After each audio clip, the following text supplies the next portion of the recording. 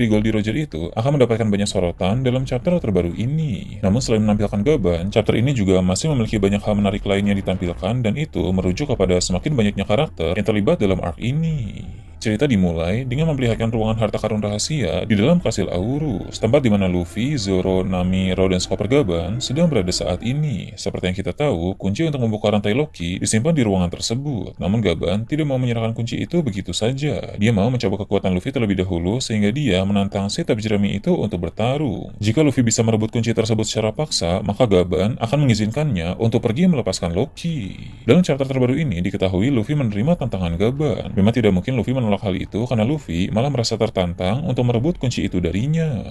Pertarungan antara Luffy melawan Gaban pun terjadi. Ini adalah duel yang menarik antara dua orang yang memiliki nama besar. Luffy saat ini merupakan salah satu Yonko, dan Gaban adalah salah satu kru terkuat dalam bajak laut Roger.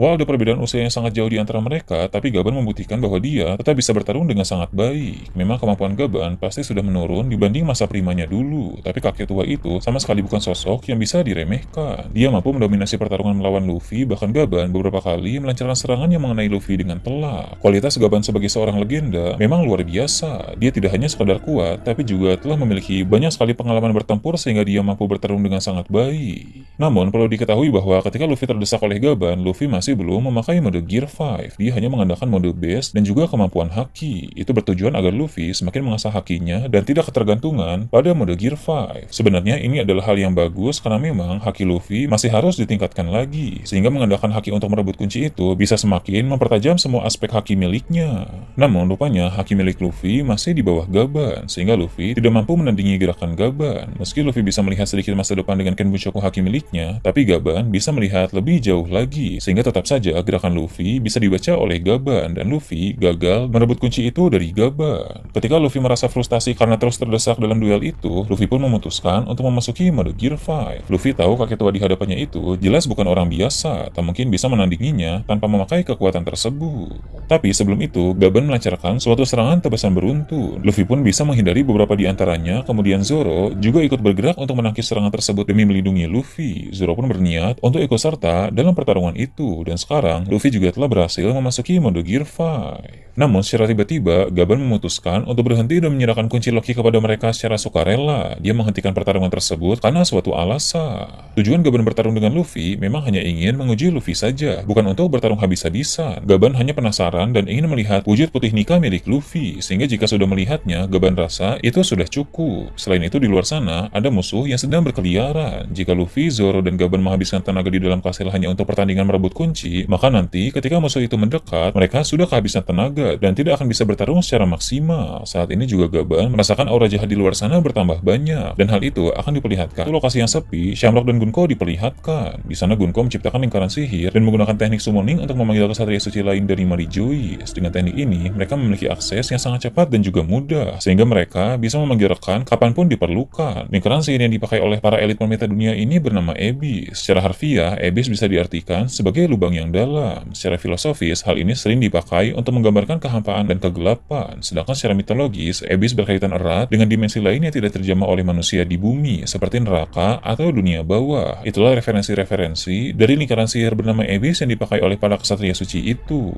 Ketika Gunko memakai teknik summoning dengan lingkaran sihir tersebut, seperti biasa muncul kilatan atau petir hitam besar di sana. Nah, alasan mengapa Gaban menghentikan pertandingan tadi itu berkaitan dengan hal ini. Saat dimana Gunko menciptakan lingkaran sihir itu bersamaan dengan saat dimana pertarungan di kastil Aurus masih berlangsung, sehingga Gaban bisa merasakan itu dan ingin pergi mengeceknya. Dia pun akan mengajak Luffy dan Zoro untuk mengecek sesuatu yang misterius itu. Ketika Gunko memanggil kesatria suci dari Mary Joyce, yang datang bukan hanya satu orang, melainkan ada dua orang. Yang satu berasal dari keluarga Shepherd, keluarga yang sama dengan Gorosei Jupiter. Kesatria suci yang satu ini bernama Somers, jadi bisa dibilang namanya adalah Saint Shepherd Somers. Dia adalah pria besar dengan rambut yang panjang dan berjenggot. Dia juga memakai sebuah kacamata sebagai aksesoris. Kemudian kesatria suci yang satu lagi berasal dari keluarga Leitmotiv. Keluarga Leitmotiv baru kali ini disebutkan atau diperkenalkan dalam cerita. Jadi kita telah mengetahui satu lagi nama dari keluarga para Tenryubito. Kesatria suci dari keluarga Leitmotiv ini bernama Gillingham. Jadi bisa dibilang namanya adalah Saint Leitmotiv Gillingham. Uniknya, dia datang dalam wujud wujud hybrid dari kekuatan Zoan yang dia miliki. Berdasarkan bentuk perubahan Gillingham, kemungkinan besar dia mengonsumsi buah iblis Zoan mitologi Kirin. Sebagai informasi, Kirin merupakan makhluk mitos yang dikenal baik di Jepang maupun di Tiongkok. Makhluk ini digambarkan memiliki penampilan yang sangat unik. Dia mempunyai tubuh seperti rusa, ekor seperti lembu, dan sisik seperti naga. Dengan kemunculan Gillingham dalam wujud hybrid Kirin, maka sekarang sudah ada 3 ksatria suci yang kekuatannya sudah kita ketahui. Selain Gillingham yang kini muncul dalam wujud hybrid buah iblisnya, dalam beberapa chapter yang lalu juga dikonfirmasi bahwa Gunko adalah pengguna kekuatan buah iblis Paramecia, Aronomi, yang memberinya kemampuan untuk memanipulasi tanda panah. Sedangkan untuk Shamrock, kekuatan buah iblisnya berada pada pedangnya, yang mana itu adalah buah iblis mythical Zoan Cerberus. Bukan hanya itu saja, Cerberusnya pun telah mencapai tahap awakening, karena ada selendang awan hitam di leher Cerberus itu.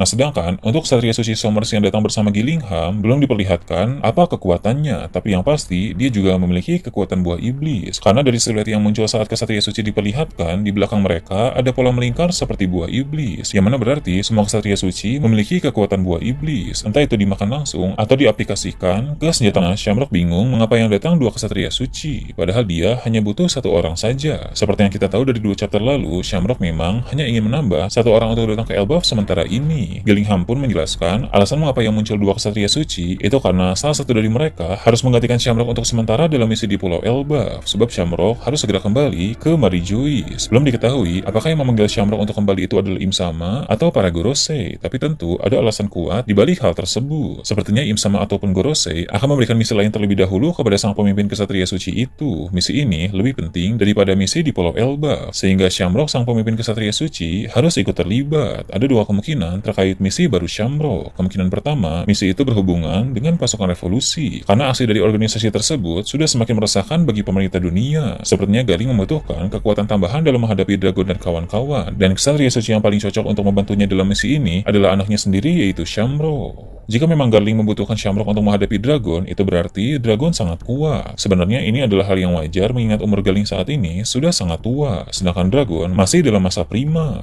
Meski Garling telah mendapatkan kekuatan tambahan dari Im-sama, tetap saja umur yang tua sangat berpengaruh pada penurunan kekuatan. Jadi untuk semakin meningkatkan presentase kemenangan dalam melawan Dragon, Garling pun mengajak Shamrock untuk ikut membantu. Selain itu, kemungkinan kedua, misi itu berhubungan dengan Shanks. Itulah mengapa Shamrock sebagai kembarannya dinilai paling pantas untuk melakukannya. Jika ternyata misi baru Shamrock ini berkaitan dengan Shanks, maka nanti kita bisa melihat kedua saudara kembar itu saling bertarung. Kita akan segera mengetahui lebih kuat mana antara Shanks atau Shamrock. Sebelum Shamrock kembali ke Mary Joyce, dia bilang kepada para ksatria suci lainnya ada di Mary Joyce bahwa mereka harus melakukan permainan di negeri para raksasa itu. Permainan yang dimaksud di sini tentulah permainan berburu, seperti yang pernah dilakukan para Tenryubito di Pulau God Valley dulu. Mereka akan memburu para penduduk di suatu pulau, kemudian merebut sumber daya di tempat tersebut. Permainan seperti itu rencananya akan mereka lakukan di Elbaf tak lama lagi. Selain untuk merebut sumber daya, permainan ini juga bertujuan untuk menebar ketakutan dan membuat para raksasa menyadari bahwa pemerintah dunia sangat kuat, sehingga pada akhirnya nanti para raksasa itu mau tunduk di bawah mereka.